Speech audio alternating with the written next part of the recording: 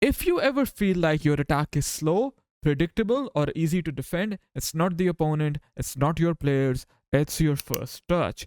These goals look simple, but the real reason they happen is the tempo, and your tempo dies the moment your first touch goes wrong. This is exactly why you're going to learn how to fix your first touch once and for all. Watch these clips closely.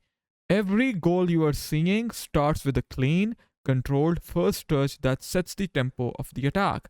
This is where most people fall apart. A bad first touch just doesn't lose you the ball, it kills your tempo. You go from flowing forward to suddenly hesitating, and that hesitation leads to a poor tempo. That tempo allows you to be defended easily. You take that extra touch you didn't plan, the defender catches up, your angle closes, and the whole play slows down. You lose momentum because your first touch is sending the ball towards pressure instead of away from it. Elite players, they guide the ball exactly where they want, into the space, into shooting angles, into clean passing lanes. Their first touch controls the rhythm of the entire attack.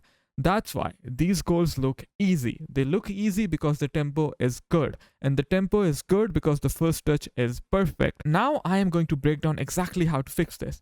First things first, how to set up your first touch. But before I do that, let me show you the various ways to take a first touch on this game. The first one and the most important one, this is the one we are going to be using 95% of the time, is your normal left stick dribbling first touch.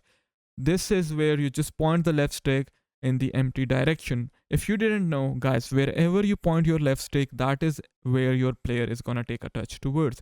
That is exactly where you will take a touch towards. See, give the ball to Bellingham, I will point my left stick towards the goalkeeper, and that is where he will take the first touch. But when I am coaching players, talking about coaching, if you want to get coached by me, join the school community. The link is in the description. It costs less than the price of a lunch meal. Weekly group calls, classroom that gets updated every other day, videos that you will never find on YouTube, especially the mental side of the game, guaranteed improvement, or you can take your money back. Now, I have seen that people are not conscious of where they are pointing their left stick. They just hold it wherever, and often it costs them goals. And I'll show you exactly how that happens as well. So be very careful. Always point the left stick towards the empty direction. Next up, we have the L1 LB first touch.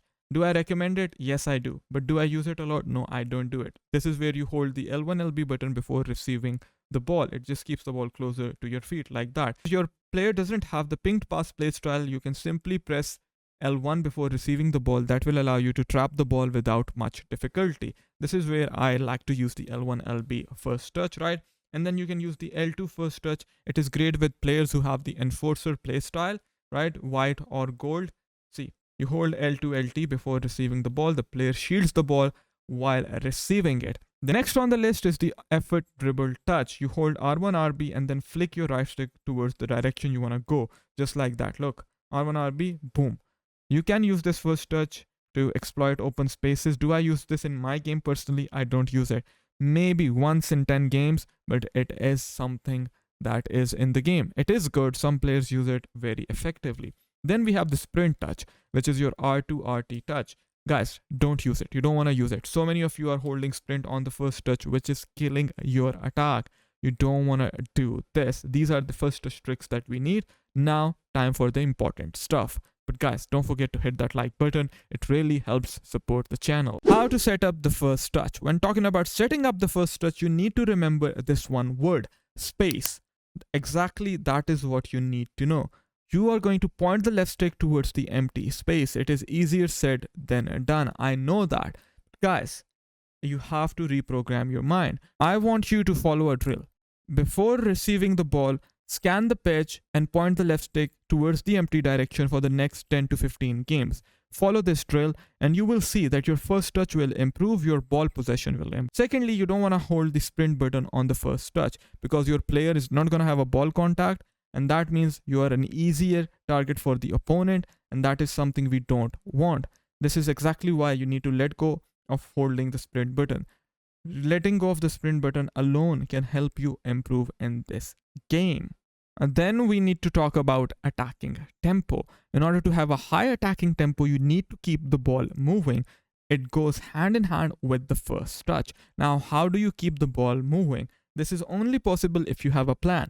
pass the ball in triangles, take the touch towards the empty space. Now, as the ball reaches the receiver, guys, they look and think, okay, what is the next possible option in this current scenario? If you're not able to think one step ahead, you will not have a successful tempo.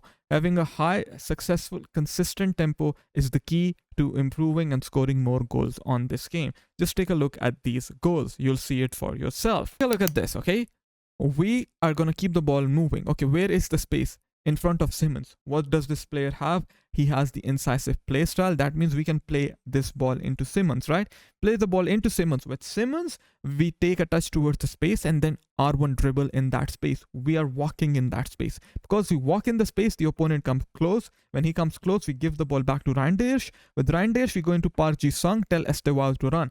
Now that Estevao is running, we need to think about what is going to happen once we receive the ball. No, on top of the box, finish shots, if you have the play style, are really overpowered right now. So we are going to point the left stick in such a way that we are able to set up the finish shot. See, we take a touch towards the far post. Because we take a touch towards the far post, we can immediately hit the finish shot without the goalkeeper moving. Your first touch determines if you're going to win more or less on this game. See, always pointing the left stick towards the players, right? Always pointing the left stick towards the action. If you just take useless touches without paying any second thoughts to what you're doing on the left stick, you'll never be able to improve. Fixing your first touch and knowing all these first touch tricks will take your game to the next level. That is my promise. Now check this video out here to learn how to defend against such players.